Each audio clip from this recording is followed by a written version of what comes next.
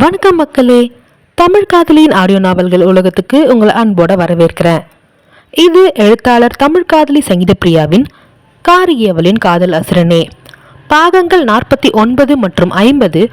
கதையின் குரலாக நான் உங்கள் சங்கீத பிரியா தட்சிணாமூர்த்தி. சார், என்ன சார் ஆச்சு? ஏன் மீட்டிங்கை பாதியிலே விட்டுட்டு வந்துட்டீங்க? இது ரொம்ப முக்கியமான ப்ராஜெக்ட் வேற. இது மூலமாக நம்மளோட கம்பெனிக்கு 1000 கோடி லாபம் கிடைக்க போகுது.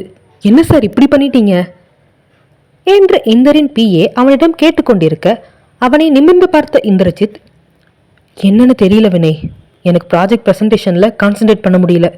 திடீர்னு நெஞ்சில் சுருக்குன்னு வலிக்கிற மாதிரி இருந்தது. அதுக்கப்புறம் ஃபுல்லாக மைண்டு பிளாங்க் ஆன மாதிரி ஆகிடுச்சு. எதுவுமே என்னால் பண்ண முடியல என்று அவன் கூற, அதை கேட்டு பயந்து போனவன், என்ன சார் இப்படி சொல்கிறீங்க?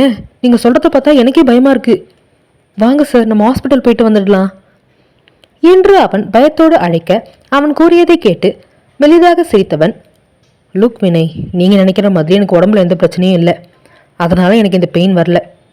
எனக்கு மனசு சரியில்லை. நேற்று நைட்லேருந்து எதுவோ இதையும் வேகமாக அடிச்சுக்கிற மாதிரி தோணுது. ஒரே படபடப்பாக இருந்தது. காலையில் எழுந்ததுலேருந்தே எனக்கு மூட் அவுட் தான். அப்படி இருந்தும் எப்படியாவது இந்த மீட்டிங்கை சக்ஸஸ்ஃபுல்லாக முடித்து அந்த ப்ராஜெக்டை நம்ம கையில் வாங்கிடணும்னு நான் ரொம்ப கான்ஷியஸாக இருந்தேன். பட் என்னால் முடியல என்று இந்திரஜித் சோர்வாக கூற, அவன் கூறியதை கேட்டு வருத்தம் தான் அதிகரித்ததுக்கு வினய்க்கு, என்ன சார், இதை விட எவ்வளோ பெரிய ப்ராஜெக்ட்லேருந்து நீங்கள் கைப்பற்றியிருக்கீங்க. இதெல்லாம் உங்களுக்கு ஒரு விஷயமா? இது போனால் இன்னொரு ப்ராஜெக்ட் வரப்போகுது. இதை பற்றியெல்லாம் நீங்கள் ஃபீல் பண்ணாதீங்க சார். அதே மாதிரி நீங்கள் நினைக்கிற மாதிரி எதுவும் தப்பாகவும் நடக்காது. இதெல்லாம் திடீர்னு நம்மளுக்கு தானாகவே தோணுறது தான். நீங்கள் இதெல்லாம் மைண்டில் வச்சுக்காதீங்க என்று அவன் ஒரு வேலைக்காரனாக மட்டுமில்லாமல் ஒரு நண்பனாகவும் அந்த நேரத்தில் அவனுக்கு ஆறுதல் கூற, தனக்கு ஆறுதல் கூறிய அவனை கண்டு சிரித்தவன், ரொம்ப தேங்க்ஸ் வினய் என்றான் சிரிப்புடன். என்ன சார், எங்களை வாழ வைக்கிறவங்க நீங்கள். உங்களுக்கு ஒழுனா நாங்கள் சுப்பம் இருப்போமா என்ன? கண்டதையும் போட்டு மனசில் குழப்பிக்காதீங்க. உங்கள் முகத்தை பார்த்தாலே ரொம்ப சோர்வாக இருக்குது. இந்த நிலைமையோடு உங்களால் கண்டிப்பாக வேலை செய்ய முடியாது. அதனால் நீங்கள் வீட்டுக்கு கிளம்புங்க சார் என்று அவன் கூற, அப்போதுதான் பார்கவ் திருமணத்திற்காக ரிஜிஸ்டர் ஆஃபீஸ் செல்ல வேண்டும் என்ற நினைவே வந்தது இந்திரஜித்துக்கு. ஐயோ, இப்போதான் எனக்கு ஒரு விஷயமே ஞாபகம் வந்தது வினய். என்னோட ஃப்ரெண்டு பார்கவுக்கு இன்னைக்கு ரிஜிஸ்டர் ஆஃபீஸில் மேரேஜ். நான் அங்கே போகணும். நான் கிளம்புறேன் என்று கூறிவிட்டு அவன் பதிலை கூட எதிர்பாராமல் வேகமாக எழுந்து ஓடினான் இந்திரஜித். ஃப்ரெண்டுன்னு வந்த உடனே எவ்வளோ கஷ்டம் இருந்தாலும் அதை மறந்துடுறாரு. இந்த மாதிரி மனுஷங்களும் இருக்க தான் செய்கிறாங்க என்று அவனை நினைத்து சிலாகித்து கொண்டான் வினய். ரிஜிஸ்டர் ஆஃபீஸை நெருங்க இந்தருக்கு மனம் அலைக்கடல் என துடித்து அடங்கியது. என்ன இது? ஏன் எனக்கு இந்த மாதிரி தோணுது? கடவுளே, என் மனசு என்னத்துக்கு தான் இப்படி ஆகுதுன்னு புரியல, என்ன நினைக்குதுன்னு ஒன்றும் புரிய மாட்டேங்குது என்று தனக்குள்ளேயே புலம்பினான் ஆனவன். பார்கவ் ரிஜிஸ்டர் ஆஃபீஸின் வெளியே நின்று அங்கும் இங்கும் பார்வையை செலுத்தி கொண்டிருக்க, அவனை நிலை உணர்ந்த விஸ்வாமித்திரர், டேய், அவன் வருவான்டா, ஏன்டா நீ தேவையில்லாமல் இவ்வளோ பதட்டப்படுற என்று அவர் அவனிடம் கூற, இல்லப்பா, இவ்வளோ நேரம் ஆச்சு இன்னும் வரல. கொஞ்சமாச்சு பொறுப்பு இருக்கா அவனுக்கு? நான் கூட கல்யாணம் முடியறதுக்குள்ள எப்படியாவது வந்துடுவான்னு பார்த்தேன். அப்பவும் வரல. சரி, கல்யாணம் முடிஞ்சு இவ்வளோ நேரம் ஆகிடுச்சு, இன்னும் வரைக்கும் வரல. அவன் என்னதாப்பா பண்ணுறான்? அவனுக்கு கொஞ்சம் ஃபோன் பண்ணுங்களேன் என்று அவன் கூறிக்கொண்டிருக்கும் பொழுது இந்தரின் கார் அவர்களின் முன்பு வந்து படுவேகத்தில் நின்றது. அதில் ஒரு நிமிடம் பார்கவும் விஸ்வாமித்திரரும் பயந்து 2 அடி பின்னே நகர்ந்து நிற்க, வேகமாக காரிலிருந்து இறங்கினான் இந்தர்.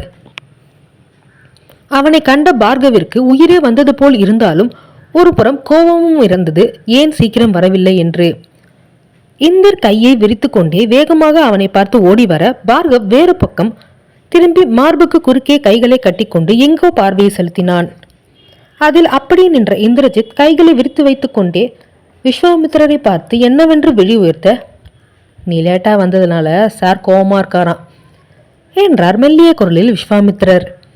அதை கேட்டு தன் தலையில் தானே அடித்துக்கொண்ட இந்தர், டேய் மச்சான், சாரிடா, ப்ரெசன்டேஷன் முடிச்சுட்டு வரத்துக்கு ரொம்ப லேட் ஆயிடுச்சு. நிஜமாவே வேணும்னு பண்ணலடா, பேசுடா என்று அவனிடம் கெஞ்ச, உனக்கு என்னை விட வேற விஷயம்லாம் தான் முக்கியம். காலையில் இன்னைக்கு கல்யாணம்னு உனக்கு தெரியும் தானே? காலையிலேயே அப்பாவை அனுப்பி வைக்கிறேன்னு சொன்னேன். அப்போ கூட நீ சீக்கிரமாக வந்துடுவேன்னு நம்பிக்கையில் தான் சரின்னு நான் அமைதியாக இருந்தேன். ஆனால் கடைசி வரைக்கும் நீ வரவே இல்லை. இப்போ பாரு, கல்யாணமே முடிஞ்சு இவ்வளோ நேரம் ஆயிடுச்சு. நான் உனக்காக காத்துக்கிட்டு இருக்கேன். ஆனால் நீ இப்போ தான் கிளம்பி வர. என்று பார்கவ் கோபமாக கூற, சாரிடா, சாரி, வேணும்னே பண்ணலடா. திடீர்னு ப்ராஜெக்ட் ப்ரெசன்டேஷன் பண்ணும்போது அதில் ஒழுங்காக கான்சென்ட்ரேட் பண்ண முடியாமல் அப்படியே விட்டுட்டேன்.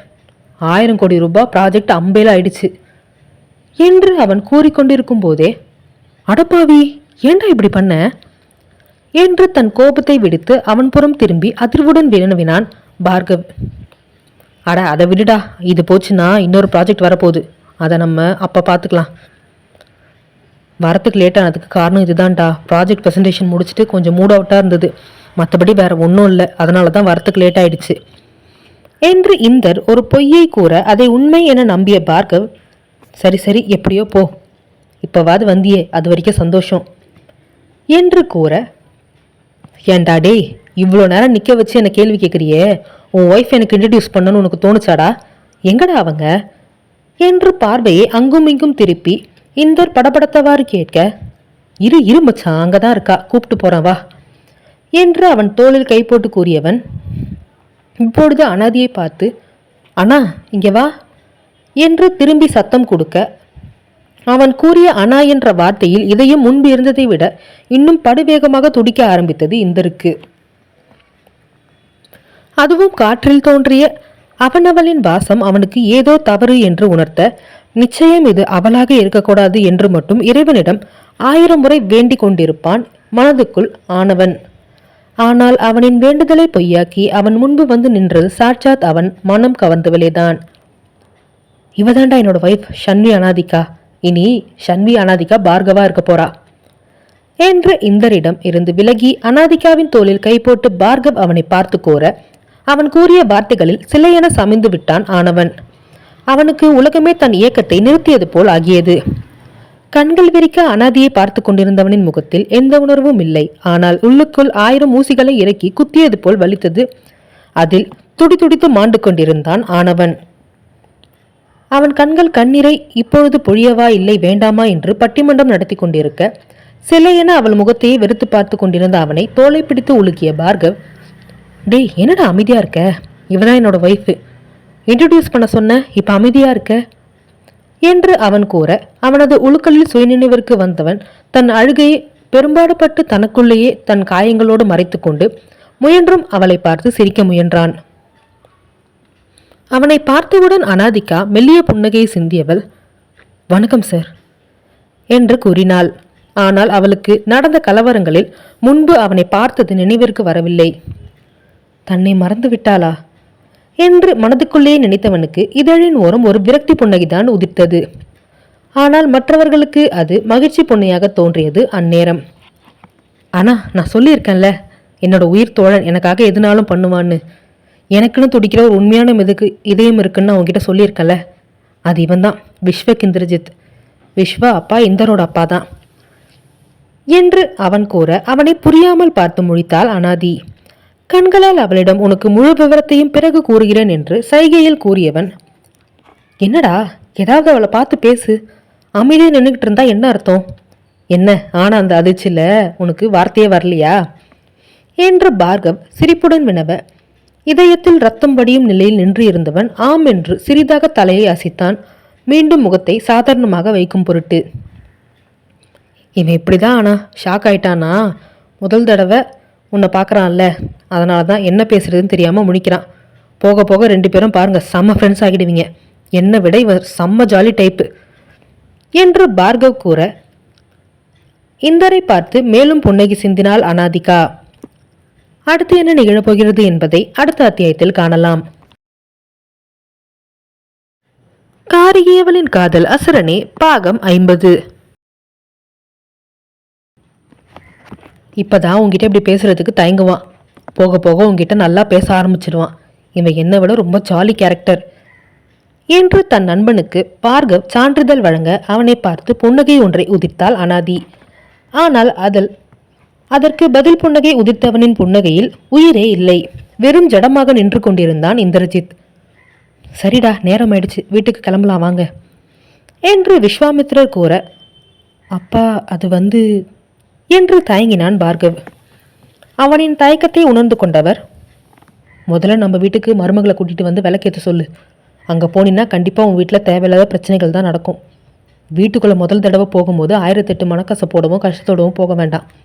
இங்கே வந்து நம்ம வீட்டில் விலைக்கு ஏற்றிட்டு கொஞ்ச நேரம் இருந்துட்டு அப்புறம் அங்கே போங்க என்று விஸ்வாமித்திரர் கூற, அவர் கூறுவது சரிதான் என்று நினைத்த பார்கவ் அவர்கள் வீட்டிற்கே முதலில் செல்லலாம் என்று முடிவெடுத்தான்.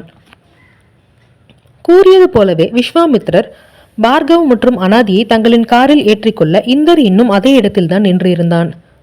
அவனை சத்தம் போட்டு அவன் தந்தை அழைக்க அதில் சுயநினைவுக்கு வந்தவன் உயிரில்லா ஜடம் போல் அவரை திரும்பி பார்த்தான்.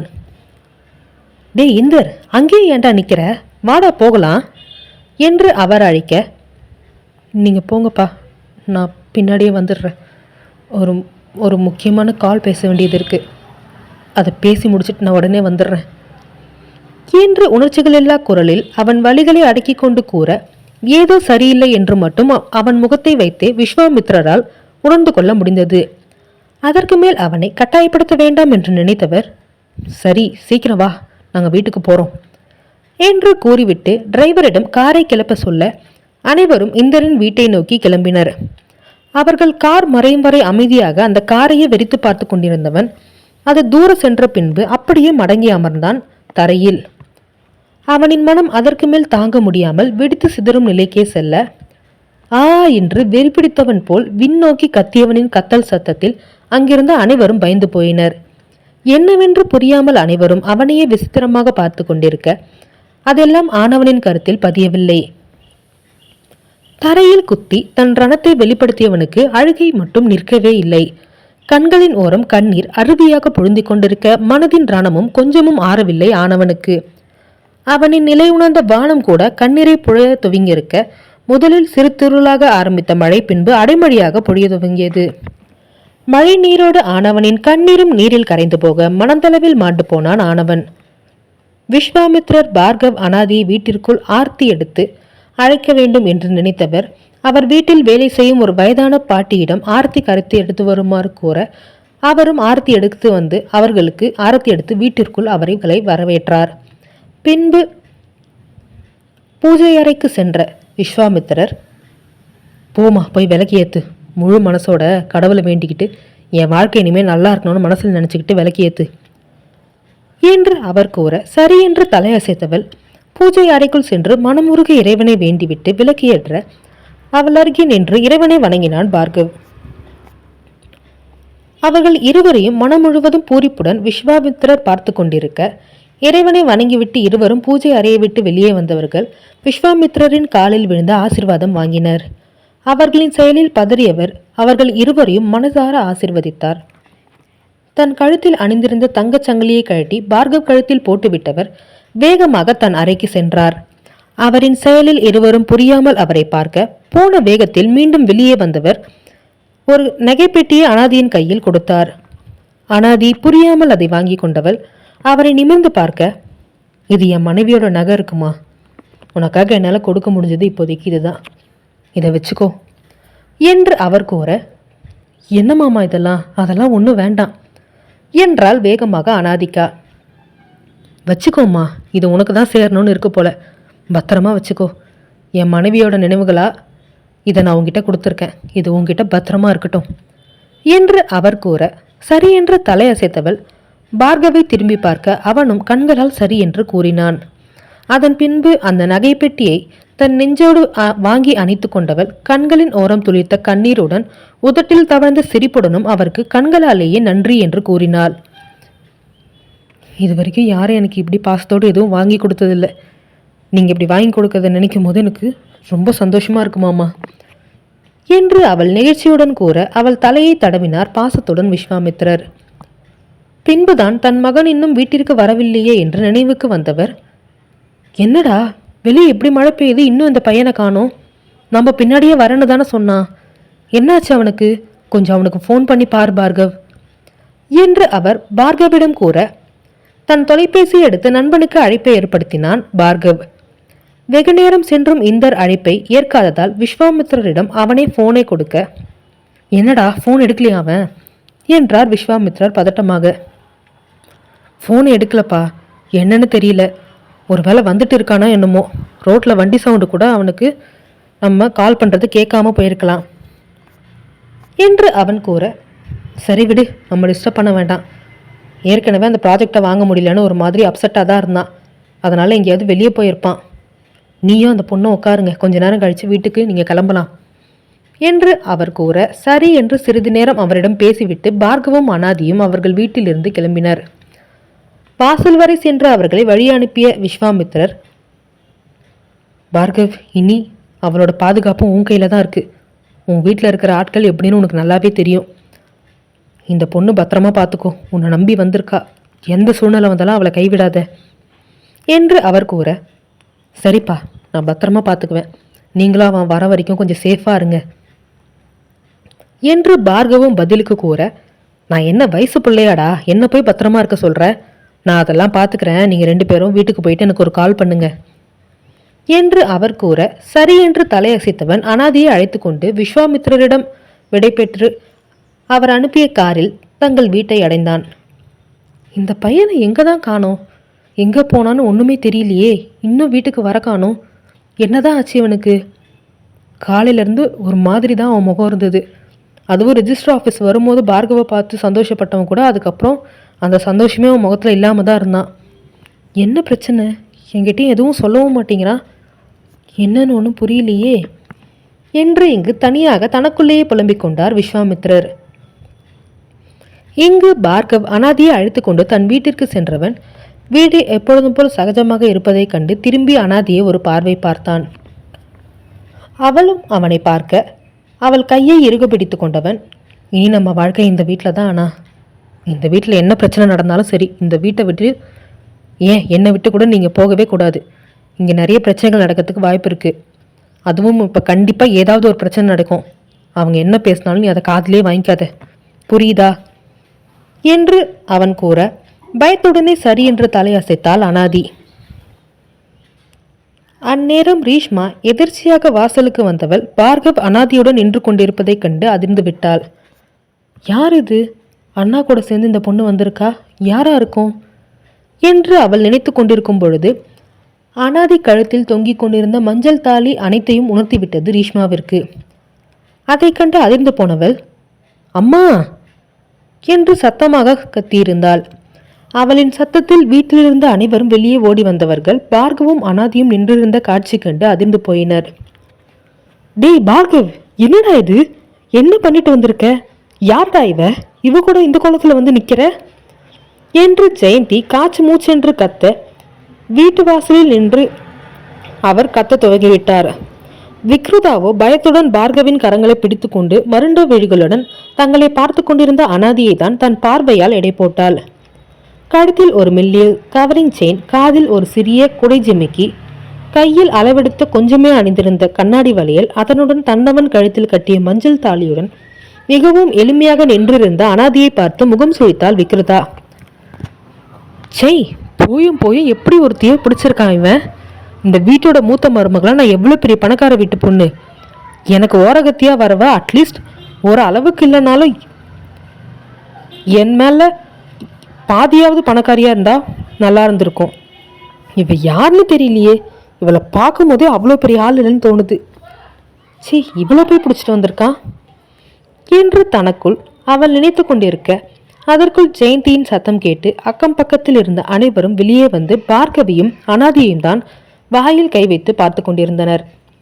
அவர்களின் பார்வையில் அனாதி மேலும் தலைகுனிந்து அழுகையுடன் இருக்க கத்திக்கொண்டிருந்த ஜெயந்தியை கொஞ்சமும் கருத்தில் கொள்ளாமல் அனாதியின் கரத்தை இறுக பிடித்து கொண்டு ஜெயந்தியை ஒரு ஓரமாக தள்ளிவிட்டு வீட்டிற்குள் நுழைந்தான் பார்கவ்.